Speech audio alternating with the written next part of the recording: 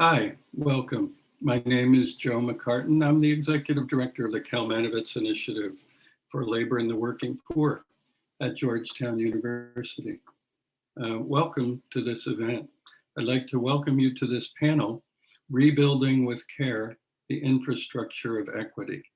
This is part of a multi-day convening called Constructing a New Social Compact, a public forum on empowering the post-pandemic working class. We hope you'll join us for a number of the sessions we'll be having later today and tomorrow. We're recording today's session.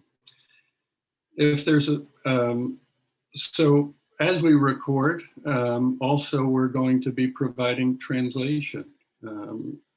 Now we can take a moment and put up a slide to explain how to access translation for our Spanish speakers. And I welcome one of the translators to also add some instructions verbally.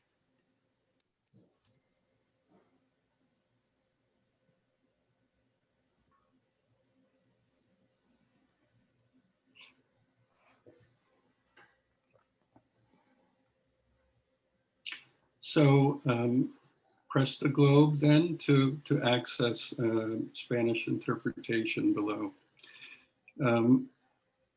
Feel free to submit questions through the Q&A function as we go on, and we will get to those later in today's discussion. We're really pleased to have this panel, and especially to have our moderator of the panel, Dorian Warren. When we were considering doing this event back in the fall, Dorian was one of the first people we spoke to about it. He's the president of Community Change. He's co-chair of the Economic Security Project and co-host of System Check. He's also one of our leading public intellectuals who understands the kinds of issues that we're going to be dealing with in this very important panel today. So I'm really pleased to turn it over to our friend Dorian Warren, who will introduce our stellar panelists. Dorian?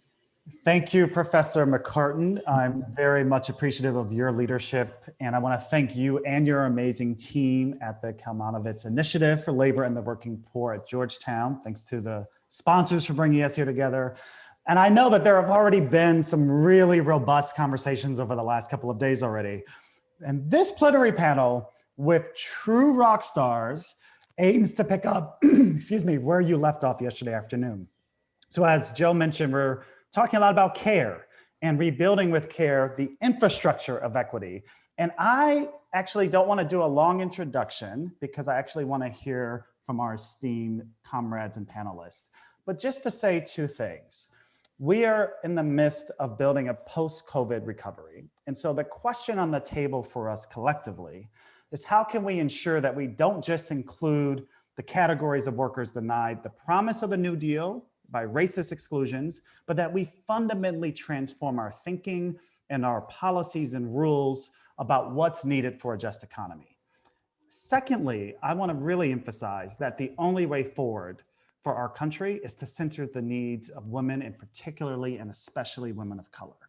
So I'm going to ask a whole bunch of questions to our esteemed panelists, who I will do very short, quick introductions. You can Google them and you'll come up with hundreds of pages about how brilliant they are and the work that they do every day. I am so proud and honored to be in struggle with them. So first we'll hear from Ai-jen Poo, who's the Executive Director of the National Domestic Workers Alliance and wears about 8 different hats. Fatima Goss-Graves, President of the National Women's Law Center, again, wears a few other hats in this movement. Rebecca Cokley, who's the Disability Rights Program Officer, Office of the President at the Ford Foundation, and congratulations, Rebecca, on your new role. And we're all rooting for you and very excited for your leadership. And then later on in the conversation, we will hear from Representative Jamaal Bowman, representing the 16th District of New York. So I want to start with a question to each of you, and that is, one of the reasons that we find ourselves here is because caregiving has been relegated to the personal, to the individual level as a responsibility. And we've ignored the ways, as a country, we've ignored the ways that caregiving as seen as a private and personal responsibility has detrimental systemic effects. So I want to start with a personal note. What is your personal caregiving story, and how does that story affect the work you do today? And so, Ijen, I'm going to go to you first, and then Fatima, and then Rebecca. Thanks, Dorian. And this is kind of my dream panel right here, with Dorian as the moderator and Fatima and Rebecca. I mean, this is really like the best possible way to spend this afternoon. So thank you all for joining us and for having me. So I would say that I was raised in an intergenerational household. And my grandparents played a huge role in raising me, and my grandmother and my mom in particular. And they also worked. And so just seeing how much work they did that was about caregiving for my sister and I, for our family members, for our extended family. I don't even know how many aunties I have. But how much of that work was just really taken for granted and invisible and assumed, and what that ends up meaning in the ripple effects of our economy. And as I grew older, my grandparents ended up needing home care. And my grandfather in particular, when he lost his vision, we had to place him in a nursing home against his wishes. We couldn't find appropriate home care services for him. And it really broke our hearts. The conditions that he was in, sharing a room with 6 other people, not speaking the same language, not being able to eat the food, and the lights didn't work. He was really a shell of himself within a matter of weeks. And to think that somebody who played such a huge role in my life and in caring for me didn't have a dignified quality of life at the end of his life is something that I will never forget. And so having real choices for the way that we care for our elders is something that is really, really important to me and deeply personal. Thanks, Ijen. Fatima. Jen, I'm so glad you started with this story of your grandparents. I think a lot about my grandmothers. Both of them were domestic workers, but we sort of saw them as community leaders because they were really leaders in very different communities in the North and in the South at the time, and cared for everyone in our family, and on top of their paid care work. But the care story that I think about a lot was that my care for my mom when she had breast cancer, and my sisters and I sort of rotated a little bit, and we're each felt very fortunate that we'd won the Boss lottery to have paid leave and could take time to care for our mother. And so that if people had asked me before this pandemic, that would be top of mind. The care story that has been top of mind for me this year is that my 9-year-old went back to school this week for the first time in over 13 months, which is not a small thing.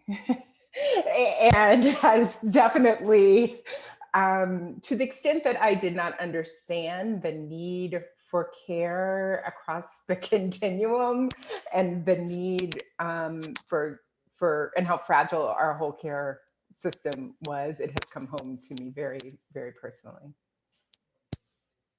Thanks, Fatima. Rebecca. So let me just say by way of introduction, I'm a little person. You can't tell because we're all sitting here via Zoom. And that plays into how I think about care. I grew up in a family where both my parents were little people. 80% of folks with disabilities grow up in families with nobody like them. But I had the fortune of growing up in a very rich culture that saw disability as part of our culture. And my dad became paralyzed when I was 1.5 years. And my parents went to the state to ask for assistance, and they got 2 responses. The first was either you put your husband in a nursing home or you put your daughter in foster care. And neither of those options were negotiable for our family. And so our family really quickly pitched together sort of a patchwork quilt of, If I was with my dad, I was literally seen buzzing around town, riding on the battery pack on the back of his wheelchair. I like to say that's how I rode into the disability rights movement. I would spend, days off where we didn't have childcare with my uncle, who was a forensic anthropologist at a museum in San Francisco. And so I literally tooled around the museum from the time I was about 5 or 6 years old to my grandparents. And, so often people only think of disabled people as recipients of care, but we're also providers of care. And so there was a lot of thinking about how do we create an environment where my dad can be the dad he wants to be at 30 years old without being forced into a nursing home. And people always think that nursing homes are only filled with seniors, but there are tens of thousands of people with disabilities in their 20s and 30s and 40s that live in a nursing home and are told they have to go to bed at 8 o'clock at night and are told that they can't go see their friends, they can't have a beer, they can't engage in a social life the way that they would if they weren't forcibly incarcerated in the nursing home industrial complex. And so for me and for the disability community broadly, there isn't a decision that we make that isn't tied to healthcare, because every decision that we make has an impact on our healthcare. What job you take, where you live, if you take a scholarship to go to school out of state.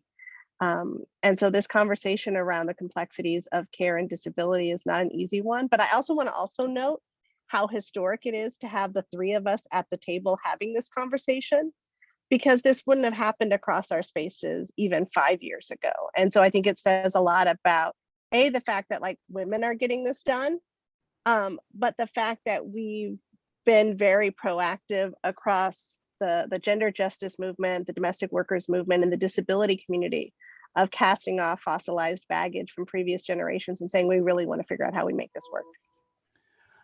I so appreciate that, Rebecca. And I'll just add on a personal note that I am a relatively new father. I have a 7-month-old, and I have to say, I have been struggling to balance my own caregiving in this moment, and particularly around the question of gender justice, even within my own household. And I'm struggling, I have to say. I was raised by 2 Black women, a single mother and a grandmother, my abuela.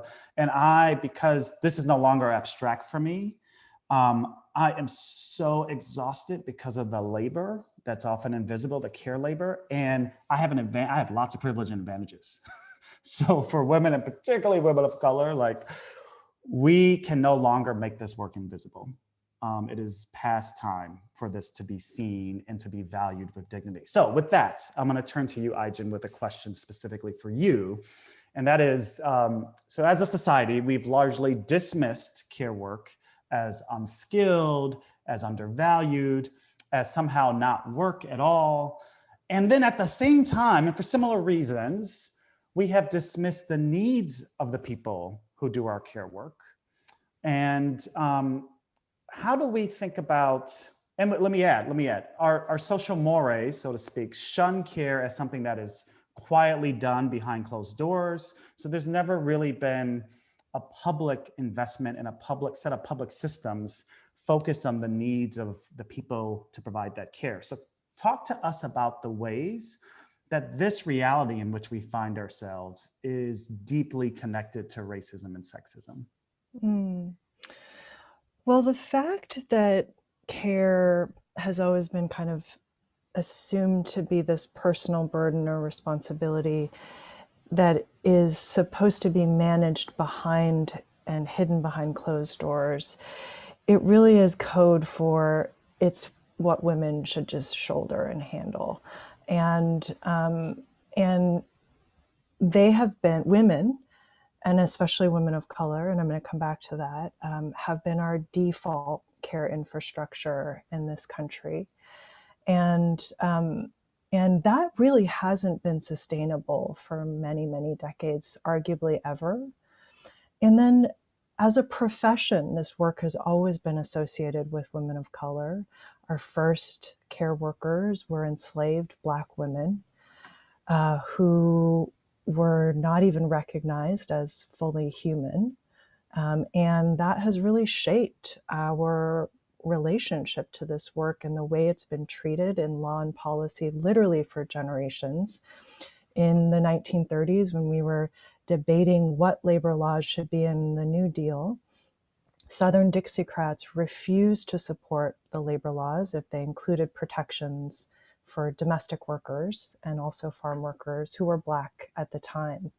They refused to imagine a world where the labor of Black women would be equally recognized and protected to that of other workers. And that has really shaped, it's kind of been the imprint through which we've treated this work culturally. To this day, we still call it help, as opposed to the profession it is for millions upon millions of women and women of color, and some men too.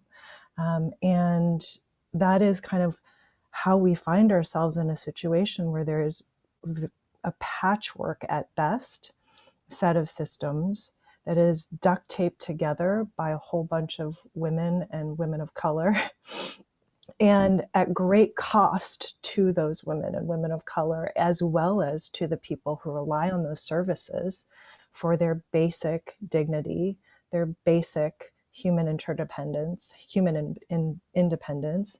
And I think that this is a really important moment because so much of that dynamic has been revealed in this pandemic.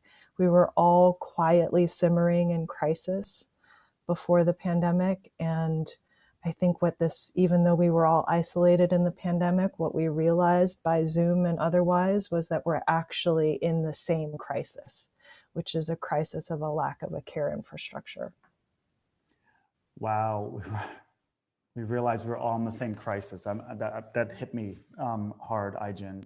So Fatima, I actually want to follow up on a bit of what Aijen just talked about and focus on women of color who have been at the front lines of this pandemic-induced recession, particularly as essential workers who have risked their lives for minimum and sub-minimum wages, as caregivers forced to navigate how to bring home a paycheck and care for their families, as breadwinners losing their jobs.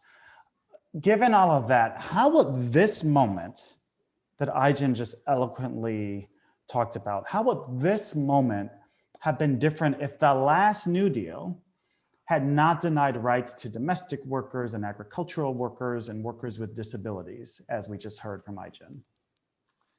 Yeah, I'm glad you started with where women are working generally, because in some ways COVID just revealed where women had been working, right? It wasn't a new idea that they were basically working as the essential workers for our economy. And then when COVID happened and there were clear distinctions between whose jobs were so frontline that they continued to work without safety, unfortunately, and with too low pay. Two out of three of those workers were women. So because they're 88% of nurses and 79% of teachers, but so much more so for Black and Latinas, who make up about 8 in 10 of home health aides. And 1 in 5 of childcare workers are Latinas. So we're in a situation where what has long been women's employment, disproportionately so, in jobs that paid low wages or underpaid, and in jobs that actually had a range of conditions that were extremely rigid, but actually didn't support workers or families thriving. And so when I think about what Aijen talked about, how the fact that our labor laws excluded domestic workers and agricultural workers and made it okay to pay a sub-minimum wage to people with disabilities, or that baked into our labor laws were exclusions around organizing for domestic workers. Those were on purpose decisions made at a time. And what if we had acknowledged and seen and made visible the actual work that women of color were doing as we were developing what it meant in this country to work with dignity? Because we had that conversation in a really serious way around what it looks like to work with dignity, and choices were made that some work was less important and not dignified. So if we've learned, and there's a long list of lessons that perhaps COVID has taught us, but a big one is that our work, and care work especially, is essential. And so as we rebuild and craft and think about what it looks like to name a new foundation, a new agreement for the future, we can't forget that lesson. I'm struck by something you just said, Fatima, about choices that were made and frankly, systems that were designed with built-in injustice and inequality, which begs the question that we will come back to in a few minutes. How do we redesign or design different kinds of systems that promote dignity, lift up care, and that promote justice and equity? So before we get there, Rebecca, a question for you. Thinking about this pandemic, we have seen a historic amount of attention paid to the need for care and frankly, the devastating consequences of the current way we structure care, whether it's women being forced out of the workforce to people in congregate care settings dying at really high rates from COVID, just to give two examples. Now, many of our organizations are now calling on Congress to pass President Biden's American Jobs Plan, which includes $400 billion. Let me say that again, $400 billion toward expanding access to quality, affordable home or community-based care for aging people and people with disabilities. So talk to us about the work of the disability justice community in this moment, and that got us to this moment, alongside unions and the gender justice community to create the conditions for this opening. Thank you so much, Dorian. And I also want to thank my sisters on the panel, Fatima and Aichen. I've never been on a panel with allies where they were the first to talk about the subminimum wage before I could get there. And so I want to acknowledge that act of allyship because it's not something we see frequently. So thank you. It really, I mean, people hold up the New Deal as this great thing. And while it really created so many programs that people with disabilities and their families depend on for our very survival, it did codify legalized poverty for disabled people in such a way that, people ask about why our community doesn't organize more. Well, you can't organize if you can't have more than $2,000 in a bank account. You can't organize if you're making $2.35 a week.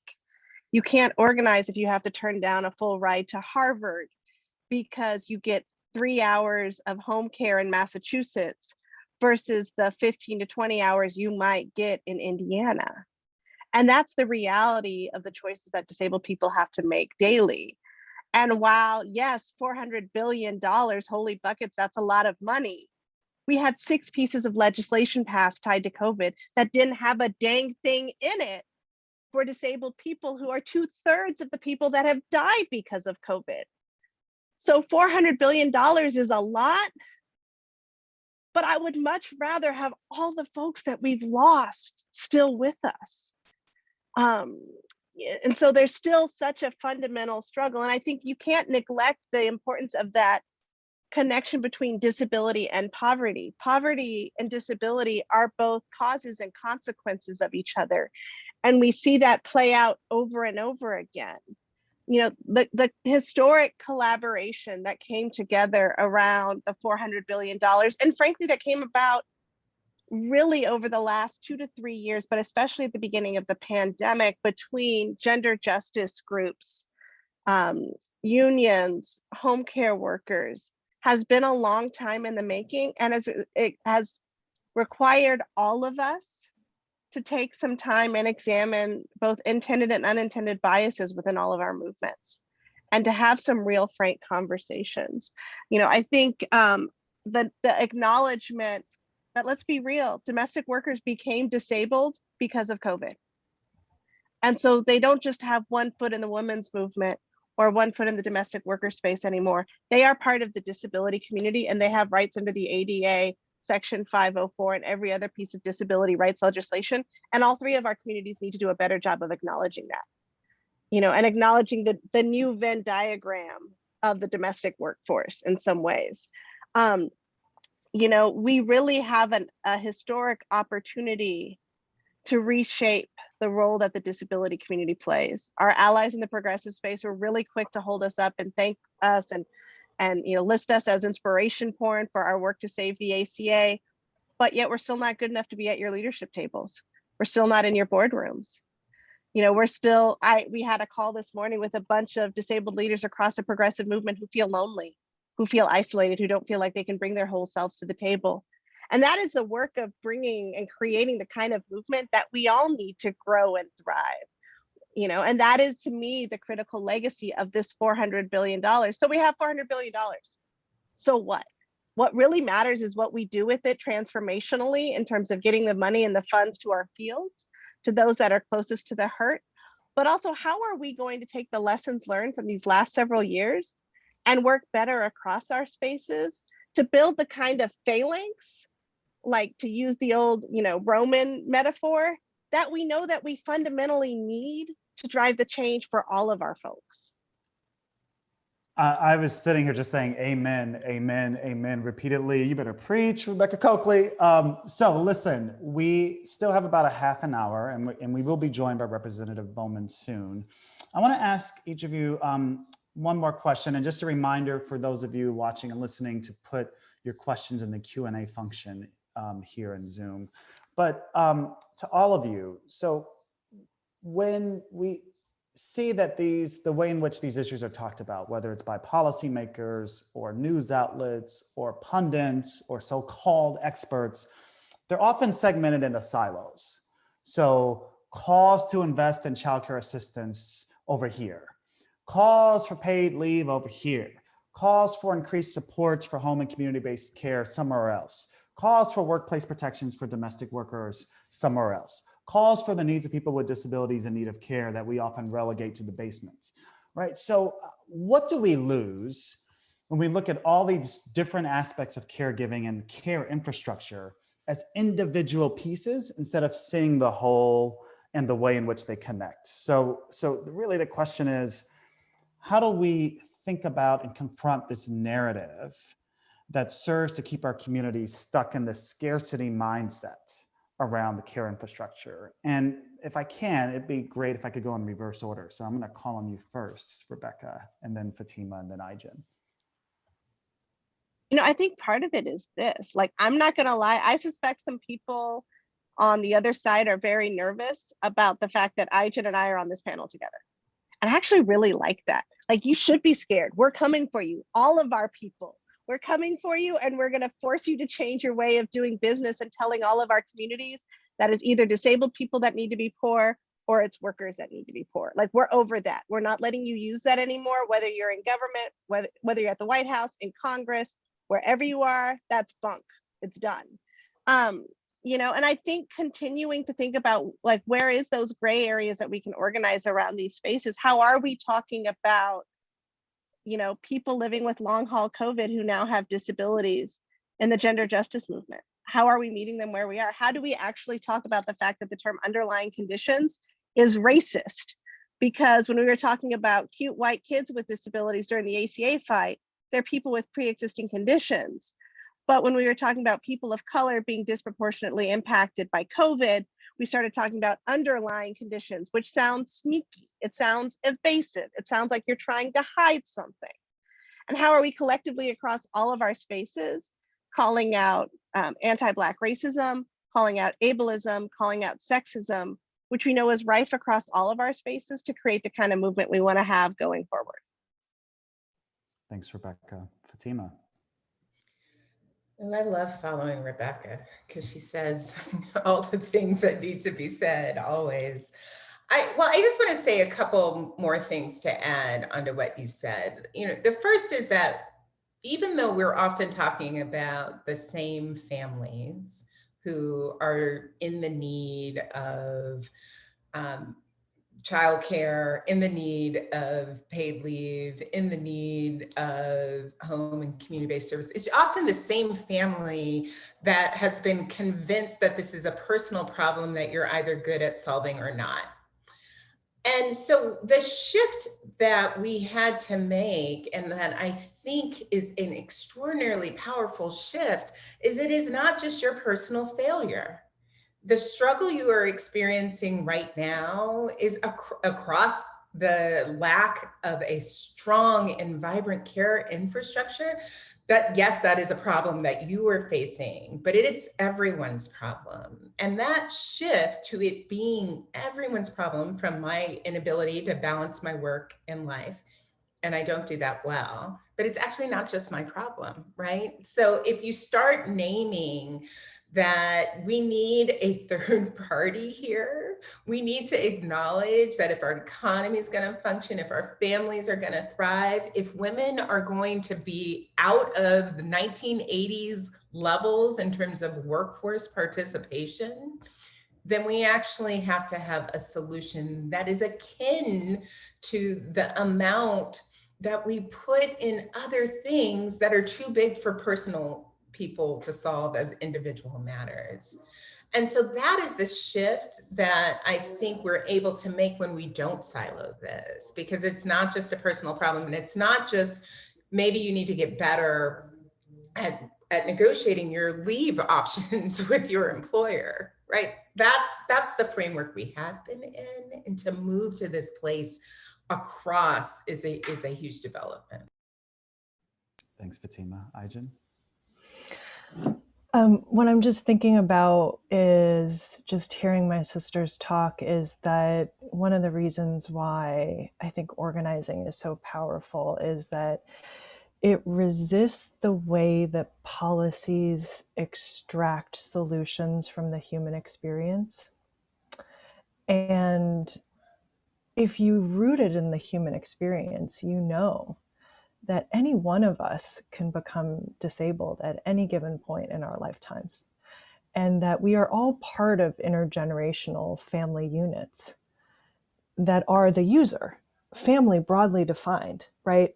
That we are all in relationship with people that we love, who we worry about how we're going to care for. And sometimes they're babies, and sometimes they're friends, and sometimes they're a spouse, and sometimes they're our parents or our grandparents. And the human experience tells us that we need a holistic care infrastructure that will support our ability to take care of the people that we love across the lifespan. The extracted policy conversation will tell us that paid leave is over here, long-term services and supports are over here, and then consumers are at this end of the table and workers are at that end of the table, when really so much of the direct care workforce is older and disabled, as Rebecca named. And so many people with disabilities are caregivers. And so many people who need paid leave are also older and have disability. I mean, it's just, we're humans. And so, and our economy, because we haven't had a human enough centered economy, has not accounted for that, especially in the 21st century, at a time when a status quo that values some human lives over others is no longer acceptable to us, right? We're just going to need to remake it. We're going to need to rebuild it and remake it, and we're going to do it holistically. And that's what I think is so powerful about the American Jobs Plan, the American Families Plan, is that it's like care is jobs, care is infrastructure, and it's also our families. So it's going to come in all these places. And I think that that's really important. And the more we can resist the way that policy gets extracted from our actual lives, the closer I think we'll get to that more human-centered economic model. So Aijen, and the three of you are just so powerful, so powerful. I'm loving this conversation with the three of you. I want to pick up on something you just said, and that is the organizing is so powerful. And I want to use that as a way to start to think ahead for a minute and to do some imagining together. So talk to us about what is on the horizon. If we know that we have people in the halls of power talking about care work as infrastructure, and I'm going to actually pause myself on this question so I can introduce the one, the only Congressman Jamaal Bowman. Welcome, sir. We're pleased to have you join this conversation. And I want to actually ask you a couple of questions quickly and then bring you into the full conversation. Hold on, man. I just got here. Could I breathe for a second? Can I say hello, man? I thought this was a care call. You just gonna throw me right in the fire? What the heck was that? I was still setting it up for you. I was still setting it up for you. And by way of introduction, and we all know who you are, and we respect and deeply appreciate your leadership. Of course. And I actually want to start with a personal question, because each of the panelists already at the top of the program have talked about our own personal caregiving story. So can you actually start there? What is your personal caregiving story, and how does it affect how you do the work that you're leading on today? Yeah, so first of all, good afternoon, everyone. Great to be amongst family and friends, and always important to plug into the care community. And it's weird because I seem to plug into all of y'all organically exactly when I need it the most. So I'll get back to that in a moment. But so when I tell my care story, I always start with my mom. I talk about my mom, but I'll get back to my mom. And I want to start with my time in education, because I think that's really important. You know, oftentimes, and those of you on the call who know me as an ed activist, you know I always push back against this one size fits all standardized learning environment that kids have to meet these expectations, and if they're just failures. And I've pushed back against that my entire career. One, because of I was the one in the classroom working with kids, and I understood their circumstances and situation. But two, because of my personal experiences as a Black boy growing up in public schools, who lived in public housing, who came from a lot of trauma in my personal life. And the last thing I was thinking about was, doing well on the tests. And the only thing I wanted to feel was love from my father, who never came around, right? So stuff like that. But I start with my students because, as a teacher, as a counselor, as a middle school principal, the first thing we wanted our students to feel was safe. And the second thing we wanted them to feel was a sense of family, in the sense that this school was home. I wanted them to feel so comfortable in our school that they would say and do stuff that they would do in their house when they thought no one else was around. So my first care story starts with my students and creating a caring environment, but also when my students went through any kind of pain and how that would make me and the community feel, right? So if we had students going through mental distress and would begin to do self-harm, or begin to harm themselves, that would happen way too often in middle school. When students presented with suicidal ideation in middle school, supporting students with that, with families who would come in and say, Mr. Bowman, I just lost my apartment. We have to move to Queens, but I don't want to transfer, Michaela, because she loves the school. So we're still going to come to school and all of that. But we couldn't pay the rent, so we lost the apartment. That's where I think my care roots were fortified over 20 years of working in education, man. But then with my mom, over the last few years of her life, she just had, it seemed to be one health ailment after another. Was initially diagnosed with kidney failure, and what does that mean, and what does that look like, and what are we going to have to do over the next several years and for the rest of her life? Follow that up with cognitive challenges and pre-dementia and seizures and mini strokes and all of that, which ultimately, and then finally, catching COVID and ultimately passing away from repercussions of that. And just throughout that process, right? Like I may, I have a doctorate in ed leadership, right? Like this is a pretty rigorous academic background. My sister's a high school teacher. My other sisters are care workers. And together, the four of us, it was just so hard to get a handle on understanding what was happening with our mom, what her needs were, how to, get from Medicare to Medicaid so she could be eligible for a home care worker because she made too much money to get one. And then she couldn't have one 24/7 because that was just impossible. I remember asking someone about, listen, my mother needs 24-hour care. She took the wrong medication the other day. Like, my mother never does that. She needs someone to be there with her. And yeah, they would be like, well, we'll ask, but it's not going to happen, right? And just how overwhelmed we all were with the paperwork like this, trying to figure out her insurance and all that. And mind you, like, my mother worked 33 years for the post office, retired with a decent pension, had health care, but it was still just so hard. So my sisters and I just banded together. One sister lived down south. She moved back up to the city to take care of my mom.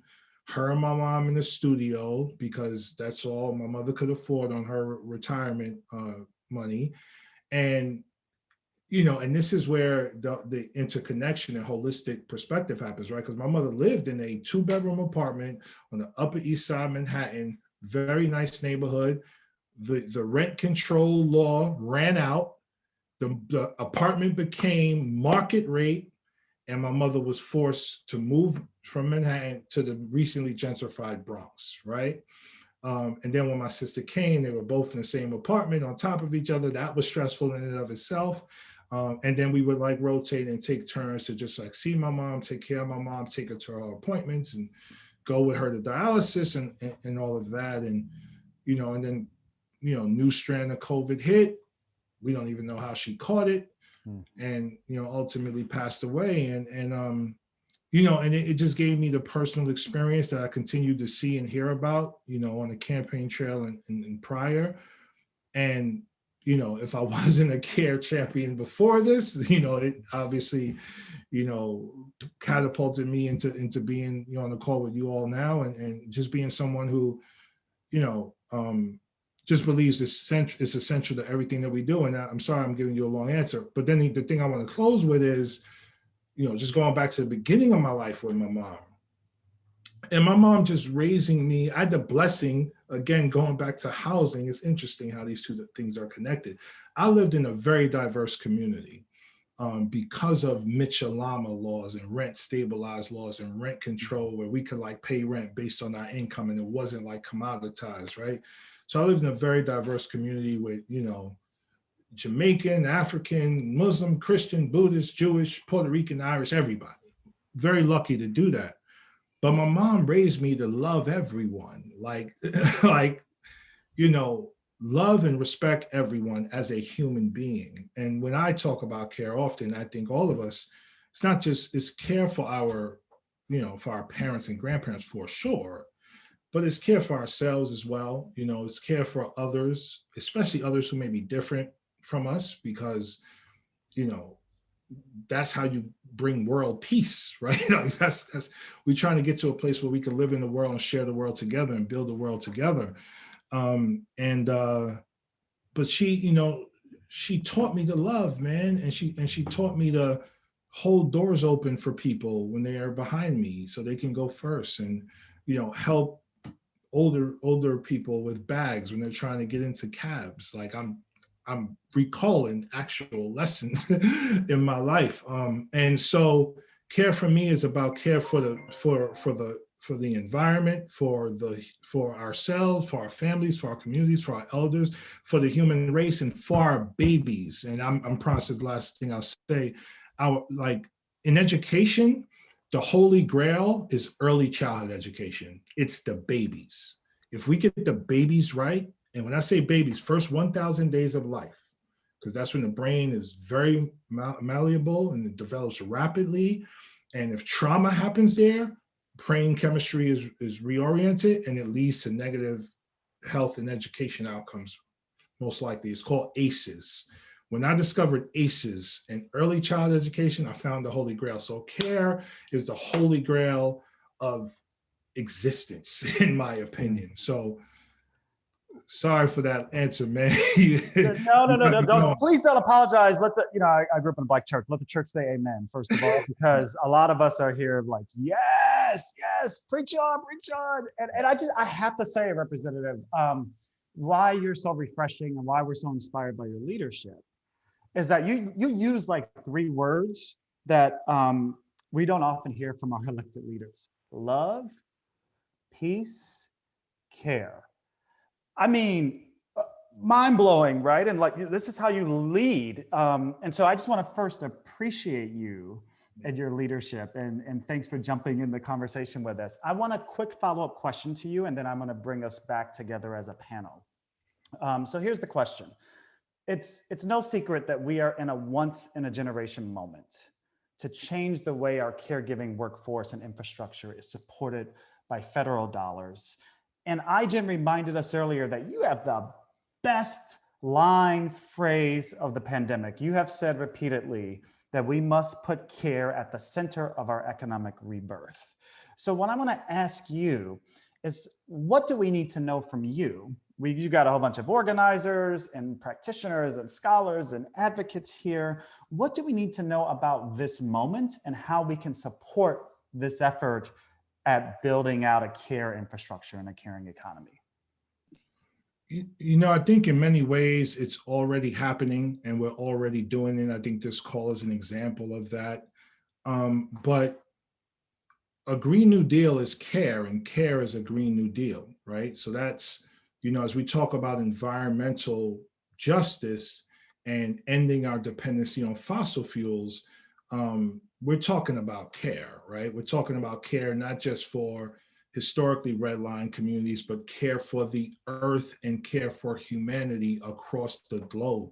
Because listen, the climate catastrophe that we're currently in has already caused mass migrations in different parts of the world, which is leading to an immigration crises that people aren't ready for, which is also leading to conflict and war in different places of the world. So already tens of millions are impacted by our climate situation. So implementing a Green New Deal is an example of caring for the world and caring from people all over the world. So when we say care as infrastructure, people on this call know that that's common sense, but the Republicans, because they never think critically, don't understand it at all. So that's one major aspect of it. The other part, I mentioned the babies, but like, the social infrastructure that is education and the mindset and paradigm associated with, in terms of how we want our kids to graduate from school thinking, how we want them thinking about the world and themselves and each other, is rooted in care. And I'll give you a quick example. Care has to be the response to the school to prison pipeline. It has to be, because right now, because our schools have an overabundance of cops and agents, and they respond to conflict in a punitive, abusive way, and because we don't have enough school counselors and social workers in our schools, and we don't have enough teachers teaching, trained in this way, our kids are going through school systems that don't care about them. So I'm really excited by the American Rescue Plan, the investments in education, but even the American Families Plan and the additional investments that are coming.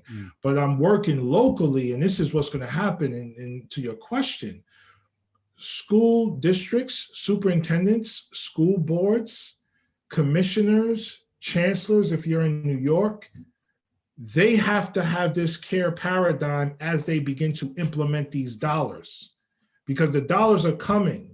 But how are they going to be implemented? If all we're doing is focused on academics, we're doing it wrong. We have to focus on academics, yes, but we have to focus on communal and community building and mental health and self-care and trauma-informed care and trauma-informed schools, especially after the year of trauma we've dealt with because of COVID. There are models out there. We have to organize to make sure school districts are implementing the money properly. Also, when we talk about care in schools, we often say counselors, not cops, is the rallying cry. That is true. But another way that kids and communities deal with trauma and pain is through the arts and through sports and through music and through play. And all of that has been legislated out of schools for the last 20 years. So now is the time to bring them back. Not just as part of, not just in terms of because kids need to be athletic and healthy and all that, that's important, but it's when I I'm a person who, I'm a victim of abuse in my own family and dealt with trauma with my father, whatever. All those emotions that I didn't understand, I harnessed them, and sports gave me a place to channel them constructively. And it helped me tremendously deal with all of that. So that's the education piece. And the final piece I'll mention, we mentioned green jobs and all of that, and now education. The final piece I'll mention is, and this is the first time, by the way, I actually cognitively made the connection between care and housing. And I remember my homegirl, Yu Lin, state senator from New York. I don't know if she's on the call. Shout out to Yu Lin. She once said this quote that was so powerful. She said, housing is healthcare. And it's I'm getting goosebumps saying it out loud. It's such a powerful statement because housing is healthcare from many perspectives, right? For mental health, I feel safe and secure in my own space, in my own home. From physical health, right? I'm not inhaling lead paint from the walls and asbestos and rodent infestations and feces from rodents and roaches, right? I'm living in dignified housing. That's a big piece. And, in this moment, Biden is, President Biden he's saying all the right things. He's investing in housing, even though we want him to go bigger. I've heard 50 billion. We need maybe 150 billion, at least 100 billion per year for 10 years. But housing is a place we have to push. Affordable housing, public housing, green housing is a huge part of the care infrastructure. Because this is the last thing I'll say. If you lived in a red line community or historically marginalized community, you don't feel cared for. You don't feel like the government gives a shit about you. The quote, Nazir Jones, stuck in the ghetto with no exits, and redlining forced us into ghettos, and we don't feel anybody cares about us in these ghettos. So now it's our moment to organize and push and respond to rebuild the ghettos into mini cities of Wakanda, which I like to say, to give our kids the opportunity to self-actualize in their own communities.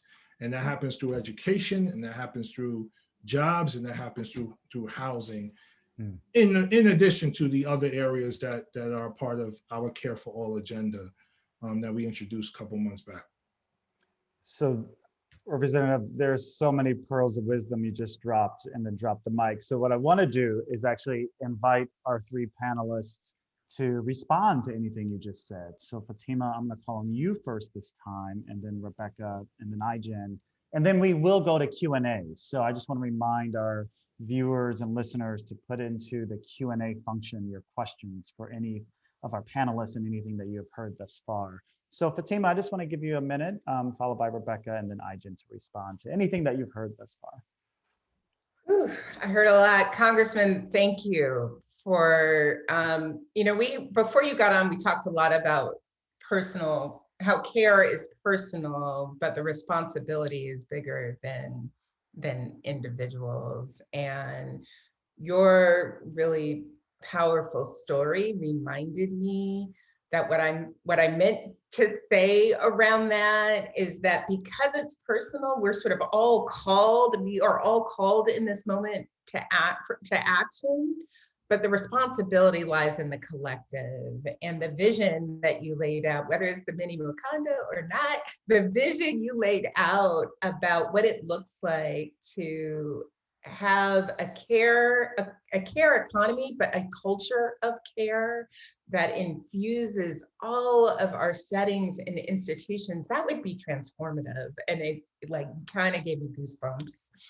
And then the second thing that you said that I've been sitting with and thinking a lot about, in part as part of my care story, is that my 9-year-old just returned to school this week after 13 months. And so I have been thinking a lot about what it looks like to reset a lot of things. And part of the resetting, as children are welcomed back into actual physical buildings and workplaces are welcoming, is an opportunity to not replicate what we had before. The businesses of usual approach, where care is someplace else and learning is over here, where work is over here and care is over there, but a culture of care could be really a powerful pathway forward. So I love that framework, and it's rocking me a little bit. And so thank you. Thanks, Fatima. Rebecca. Representative Bowman, I wanted to take a moment first to thank you for the work that you did around pushing the administration to include SSI reforms into the American Family Plan. We're still crossing our fingers to see some of it taken into. That would fundamentally change the lives of millions of disabled people in this country in a way that has never happened. You know, and the shout out to Yoline, who I call like the front bearer of the ADA generation in legislatures, you know, along with Representative Porter and Presley in Congress, who are proud disabled women carrying the issues facing our community. And I think the piece that you brought up about trauma is so real. And trauma, whether it's physical or emotional, is a disability. And people who experience trauma have rights to accommodations and supports and services, whether it be under the ADA or whether it be under the Individuals with Disabilities Education Act. And, you know, from our youngest kids going back into school, Fatima, I'm thinking about yours, I'm thinking about mine. We're going to have to fundamentally rethink what mental health looks like in schools for all kids coming back across all ages, across the collegiate level. You know, COVID is the biggest bump in disability numbers since HIV in the 1980s. Before that, PTSD for the post-Vietnam generation. And before that, polio. And let's be real, we didn't do right by any of those generations. We stigmatized them, we institutionalized them, we incarcerated them. And we can actually change how we meet the needs of the moment and create a system that robustly meets folks where they are. We can talk about environmental racism and the fact that accessibility and the Green New Deal don't have to be at odds. We can have a fully accessible, extremely sexy, and completely green Wakanda, you know, and I'm here for that. And if it's not fully accessible, it isn't going to meet the needs of everybody. And so I really do think that how we continue to, like, we can't come through this if we're not centering disability justice, because then we're just going to be repeating the errors that we saw in the 80s, in the 70s, and in the 50s. And we have a once in a lifetime opportunity to fundamentally do better. Wow, thanks, Rebecca. And I might move to the Bronx, so I may be one of your constituents. We will talk. And wouldn't that be amazing? I wanted to also just echo the incredible thanks to Congressman Bowman for just consistently being an inspiration and a standard bearer on so many issues. And I really appreciated also the way that you connected the Green New Deal with the care agenda, because this idea, Naomi Klein said it once, that we need to move from a dig and gig economy to a care and repair economy. And I really think that that is the way. There's so much repair that we must do among people, and within our systems, within our policies, within our communities, within ourselves, and within our infrastructure. And if we thought about it from the lens of care and the culture of care that you described, the many inputs that a baby who's just born in the first hours needs to be a whole human being who can hold their head up high and live with dignity and be proud. That's what we want. That's what we want. So that's what you made me think of. I just got chills from that, Ijen, because as you know, I have a 7-month-old, and it's only been recently, right, that she is becoming this full person. And as you talked about, Representative Bowman, those first 1,000 days of life are so critical and important. And so I remember the moment that she first smiled at me. I remember the moment she first stuck out her tongue at me. I remember the moment she held her head up high, and with dignity. So I want to go to some questions that have been submitted into the Q&A, into the chat. And I'm going to read two out to two of you specifically, but all of you can answer.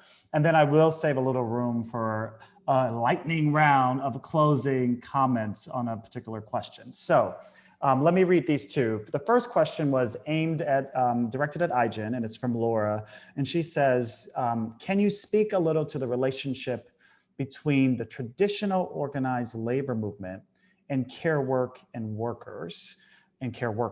What lessons can be learned, and where can movements go from here? And then there is a second question from Louise, who says that they love Rebecca's phrase, home care industrial complex. Perhaps build on that. If we are rebuilding with care, what is your vision for care that should be at the center of a new social compact? And how do we move past the home care industrial complex? So those are the two questions on the table. Ijen, why don't you take the first one? Rebecca, you take the second one, and then Fatima and Representative Bowman, anything you want to add to those comments would be great. Well, the beautiful thing about this question is that women of color have always organized in whatever way possible. So whether they were included in the National Labor Relations Act or not, there was vibrant organizing happening led by Black women in the care sector. 1881, the first Black domestic workers went on strike in the city of Atlanta and raised wages for thousands of women across race who were working as washerwomen. Dorothy Bolden, also from Atlanta, a domestic worker who organized the National Domestic Workers Union, that had over 10,000 members throughout the South, Black women who worked in care and cleaning. Incredible organization. And then you had, about 35 years ago, Black women in cities like Chicago who started organizing in church basements and demanded the right to a union and became the first care workers to form home care unions through SEIU and later through AFSCME, creating a new way to actually unionize this incredibly disaggregated and excluded workforce. And now we have care workers who are organized inside the labor movement and outside the labor movement and in between. And we are building this growing movement to recognize and protect this work and make these jobs good jobs, just like unions made manufacturing jobs that used to be dangerous poverty wage jobs that a lot of immigrants did, turn those into real pathways to economic mobility for generations. That's what we're doing now with care work. And it's workers organizations like the National Domestic Workers Alliance together in partnership with SEIU and AFSCME and so many others. And it's happening. Thanks, Ijen. Rebecca. Definitely. This is a great question. You know, it's it's a care infrastructure that meets people where they are in the community. I mean, 59 years ago, Ed Roberts, who's the founder of the independent living movement, showed up on Berkeley's campus and had applied and was accepted, but showed up with his iron lunged toe.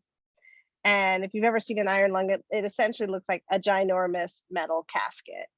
And he showed up and said, well, you accepted me, so I'm here to go to school. Where am I going to live?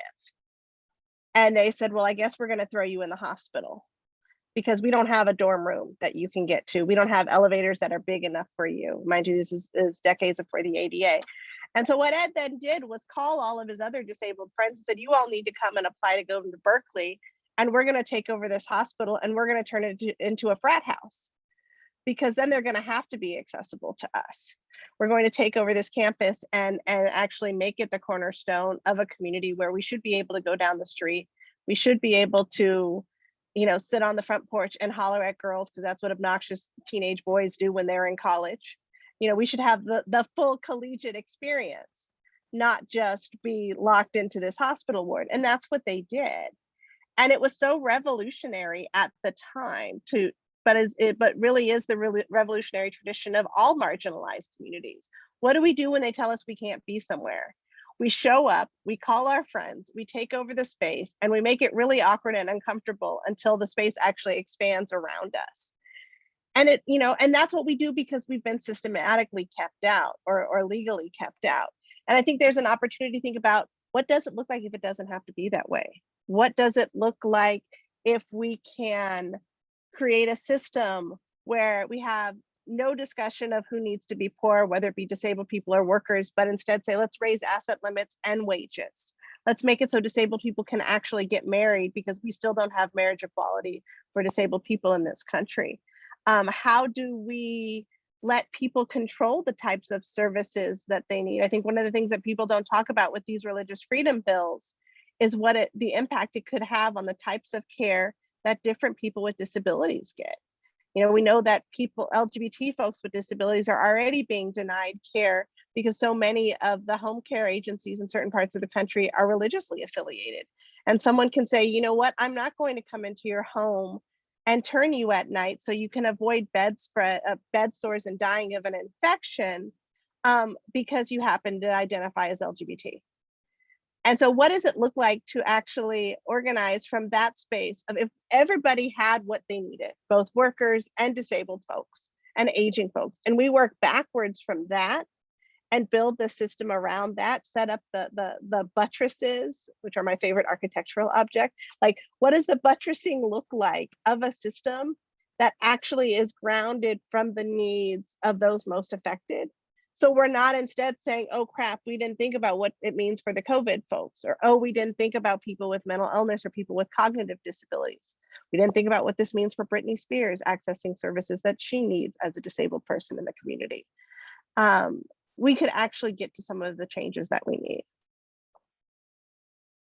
Ooh, okay. Well, we have 5 minutes left. So here's what we're going to do. This is going to be the lightning round, team. Okay. So I'm going to ask you like a really small, minor question. And it's— Hold on, I have to say something to Rebecca. Oh, go for it. Go for it. Go for it. Thank you, Rebecca, for not making me feel like an idiot when I was a teenage boy hollering at girls at college. I really appreciate that. Thank you for uplifting me. No problem. I'm totally here for that. I appreciate that. So here's my small question for you in 1 minute or less. Here we go. This is the moment, right? We have many of Representative Bowman's colleagues, he's a leader on this, walking the halls of power, talking about care as infrastructure. So this to me seems like it's the time to think even bigger and bolder. So here's the question in a minute or less. What is your dream for what we could achieve by 2030? In terms of the infrastructure of equity and the care economy. And here is what I'm going to suggest be the order. So Ijen, I'm going to call on you first, then Rebecca, then Representative Bowman, and then Fatima. I'm actually going to give you the last word. So Ijen, you're up first. I would love for us to have a system of universal family care in this country that allows us all to take care of the people that we love across the lifespan, including ourselves when we develop a disability, and have real options for supports and services and infrastructure. And that would create enough funding to ensure that every last job in our care economy is a good job that you can take pride in, and our caregivers can take care of their families too. Thank you, Ijen. Rebecca. In 2030, my son will be 20. My oldest will be 20. And he already has friends that he's afraid are going to end up in nursing homes because of the level of care that they need. My dream that in 2030, none of my son's peers will be in a congregate setting, whether that be a nursing home, a psychiatric institution, a group home. They will be in the community receiving the care that they need and deserve as 20-year-olds in their community with their loved ones. Thank you, Rebecca. Congressman Bowman. It's Wakanda. Of course, it's Wakanda. It's universal childcare, but childcare that's not just babysitting, but really nurturing, really accepting of everyone, and really provides just sort of this multicultural, collaborative learning engagement experience for babies who are natural learners anyway. There was one other thing I wanted to say. Damn, but I think How about this? Think about it. I'm gonna call on Fatima, and if you remember it, we'll come back to you. Fatima. Okay, so I have 3 dreams that I will name. One is that the work that women do, whether it is the work of care or the work in retail or the work in restaurants, the work that women do is valued and paid dignity wages and has the sorts of structures and schedules that make it possible for them to work in care. So that is acknowledged and visible. The second is that we have shifted the sense that we always have a ton of money for additional tax cuts for billionaires and never have money for the things that we actually know to be essential in our lives, that has been totally shifted. And then the last thing that I will say is I believe today we have outlined a pathway to universal childcare, and we need to name it and resource it and end up there in 10 years. It's totally possible. Thank you, Fatima. Did you remember it, Representative Bowman?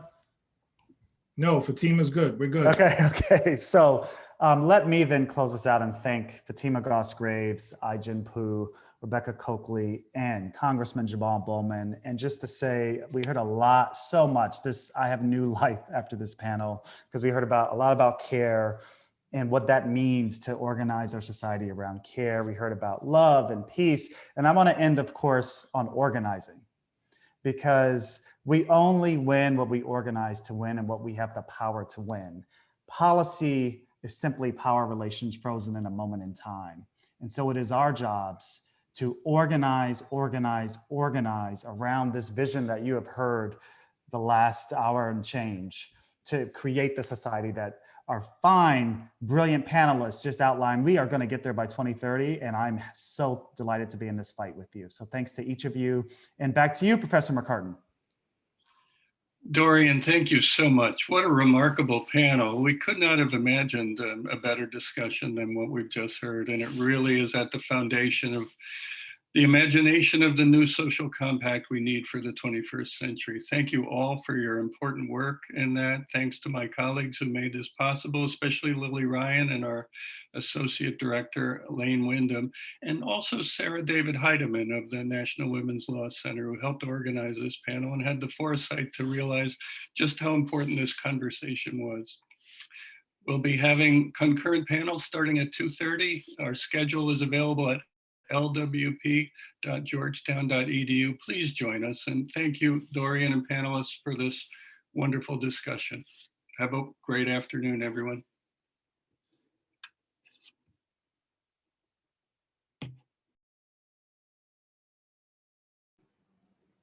Thanks all.